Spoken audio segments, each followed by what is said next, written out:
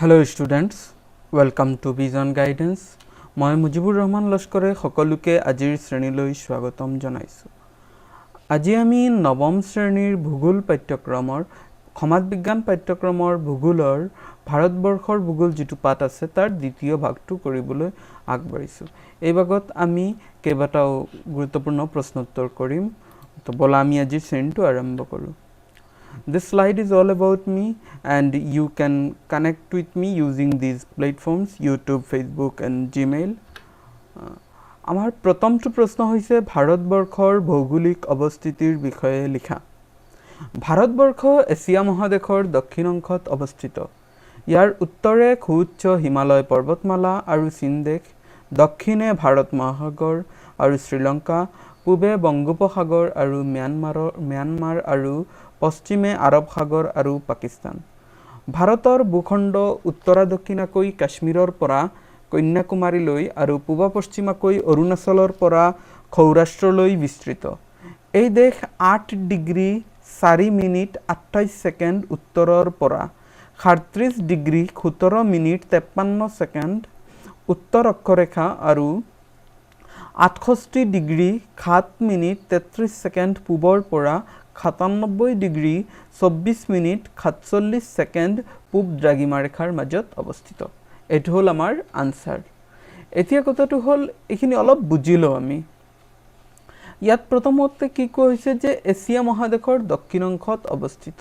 তো এইটো বুজিবৰ কাৰণে আমি আহো এইটো চিত্ৰলৈ। সো এইখন হৈছে পৃথিৱীৰ চিত্ৰ আৰু এইখিনি হৈছে এছিয়া মহাদেশ। তো এই এছিয়া মহাদেশৰ দক্ষিণ অংশত ভাৰত অৱস্থিত। ইয়াৰ উত্তৰে আছে হিমালয় পৰ্বতমালা। ইয়াৰ উত্তৰে এইখিনি অংশত হিমালয় পৰ্বতমালা আছে। দক্ষিণে ভাৰত মহাসাগৰ, এইখিনি অংশ ভাৰত মহাসাগৰ। ঠিক আছে। ইয়াত উত্তৰে হিমালয় পৰ্বতমালা আৰু চীন দেশ আছে। ইয়াত ইণ্ডিয়া এই মেপখনৰ কথা কোৱা হৈছে। এই এৰিয়াটো চীন দেশৰ এৰিয়া। আমি যদি এই মেপত চাওঁ আমি ভালদৰে বুজি পাম এইটো ইণ্ডিয়া, এইটো চাইনা। নেক্সট হৈছে দক্ষিণে ভাৰত মহাসাগৰ, এই যিখিনি এৰিয়া আছে ভাৰত মহাসাগৰ, পূবে বংগোপসাগৰ, এইখিনি পে অফ বেংগল বুলি কোৱা হয় যাক বংগোপসাগৰ, আৰু ম্যানমাৰ, এইখিনি ম্যানমাৰ, আৰু পশ্চিমে আৰব সাগৰ আৰু পাকিস্তান, এইখিনি হৈছে আৰাবিয়ান সি বুলি লিখা আছে আৰব সাগৰ, আৰু এইটো হৈছে পাকিস্তান। তো এইটো হল ভাৰতবৰ্ষৰ ভৌগোলিক অৱস্থিতি। ইয়াৰ পিছত আমি আহো ভাৰতৰ ভূখণ্ড উত্তৰা দক্ষিণাকৈ কাশ্মীৰৰ পৰা কন্যাকুমাৰীলৈ। তো কাশ্মীৰ এইখিনি অংশত আছে আৰু কন্যাকুমাৰী এইখিনিলৈ আছে। আৰু উত্তৰা দক্ষিণাকৈ কাশ্মীৰৰ পৰা কন্যাকুমাৰীলৈ আৰু পূব পশ্চিমাকৈ অৰুণাচলৰ পৰা সৌৰাষ্ট্ৰলৈ বিস্তৃত। তো অৰুণাচল ইয়াত আছে, সৌৰাষ্ট্ৰ ইয়াত আছে। পূব পশ্চিমাকৈ অৰুণাচলৰ পৰা সৌৰাষ্ট্ৰলৈ বিস্তৃত। তো এই দেশ এইখিনিত আমি কলো। তো এই উত্তৰ আৰু দক্ষিণ উত্তৰ অক্ষৰেখা এই যে যিবিলাক ডিগ্ৰী দিয়া হৈ আছে এইখিনিৰ হিচাপ এইটো, আৰু এইটো হৈছে হেৰি দ্ৰাঘিমা ৰেখা এইফালেও চোৱা কিছুমান ডিগ্ৰী দিয়া হৈছে এইখিনিৰ হিচাপ। অৰ্থাৎ দেশখন 8 ডিগ্ৰী উত্তৰৰ পৰা 8 ডিগ্ৰীৰ পৰা কিমান ডিগ্ৰী আছে 37 ডিগ্ৰীলৈ বিয়পি আছে এইটো, আৰু অক্ষৰেখা যেটো আছে এইটোৰ হিচাপটো ইফালে আছে।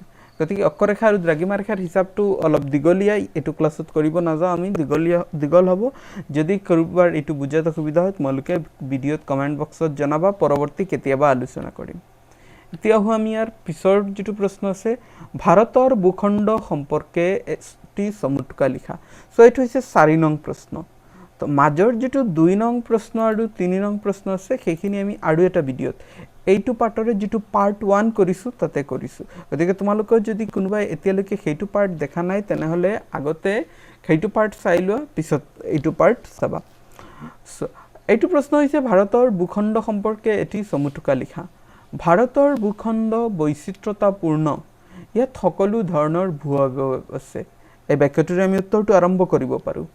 এতিয়া আমি উত্তৰটো আগবঢ়াও। ভাৰতৰ মুঠ মাটিকালিৰ 10.7% পৰ্বতেৰে 18.6% সমভূমিৰে আবৃত হৈ আছে। ভাৰতৰ সমগ্ৰ উত্তৰ আৰু উত্তৰ পূব সীমাত উচ্চ হিমালয় আৰু ইয়াৰ শাখা পৰ্বতমালা অৱস্থিত।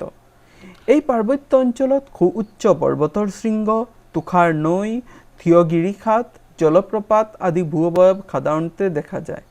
হিমালয়ৰ পাদদেশত শাৰী শাৰী অনুচ্চ পাহাৰ বিস্তৃত হৈ আছে।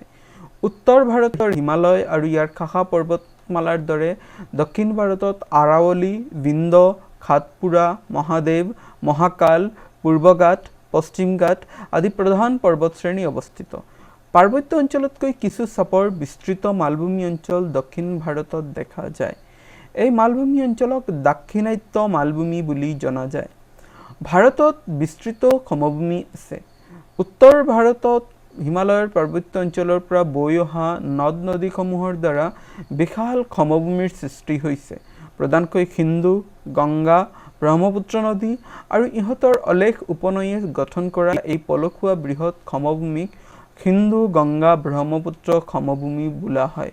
আকৌ ভাৰতৰ পশ্চিমাংশত ৰাজস্থান সমভূমি অৱস্থিত। এই সমভূমি অৱশ্যে শুকান আৰু বালিময়। ইয়াক থৰ মৰুভূমি বুলি জনা যায়। ইয়াৰ উপৰিও ভাৰতৰ পূব আৰু পশ্চিম উপকূলত ঠেক উপকূলীয় সমভূমি আছে। So it's a sufficient answer. You can pause the video and write down the answer, or you can later write down the answer.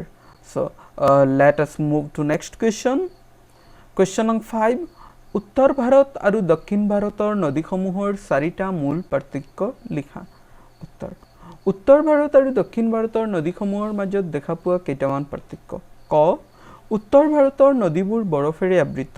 ওখ পৰ্বতৰ পৰা ওলাই অহা বাবে এইবিলাকত গোটেই বছৰ জুৰি পানীৰ সোঁত থাকে।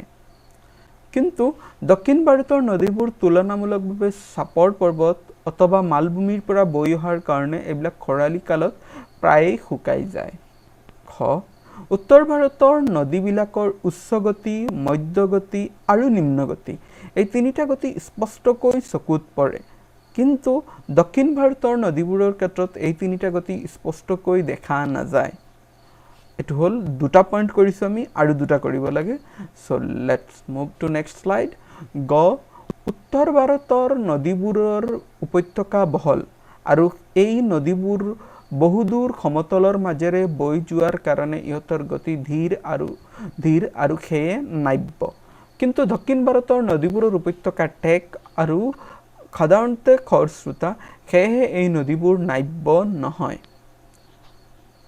নেক্সট পইণ্ট, উত্তৰ ভাৰতৰ নদীবিলাকৰ দৈৰ্ঘ্য বেছি আৰু ইহঁতৰ মোহনাত বিস্তৃত বদ্বীপ অঞ্চলৰ সৃষ্টি হৈছে। কিন্তু দক্ষিণ ভাৰতৰ নদীবিলাক তুলনামূলকভাৱে চুটি আৰু ইহঁতৰ মোহনা অঞ্চলত সৰু সৰু বদ্বীপ সৃষ্টি হৈছে। So that's the answer. এই তিনিটা আনসাৰ আমি এই ভিডিঅ'ত কৰিলোঁ। ইয়াৰ আৰু এটা পাৰ্ট কৰিছোঁ য'ত আমি আৰু তিনিটা কুৱেশ্যন কৰিছিলোঁ। গতিকে এই পাৰ্টটোৰ অলৰেডি আমি 1 নম্বৰৰ পৰা 6 নম্বৰলৈকে হ'ল। যদি কোনোবা এতিয়ালৈকে সেই পাৰ্টটো দেখা নাই, দেখিব লাগে। আৰু ইয়াৰ উপৰিও অন্যান্য যিবিলাক ক্লাছ কৰা হৈ মানে চেপ্টাৰৰ ভিডিঅ' হৈছে নৱম শ্ৰেণীৰ, সেইবিলাকো চেনেলটোত গৈ চাব লাগে। ভিডিঅ'টো চোৱাৰ বাবে সকলোকে ধন্যবাদ জনাইছোঁ। Thank you. Like, share and subscribe. Stay safe, stay home.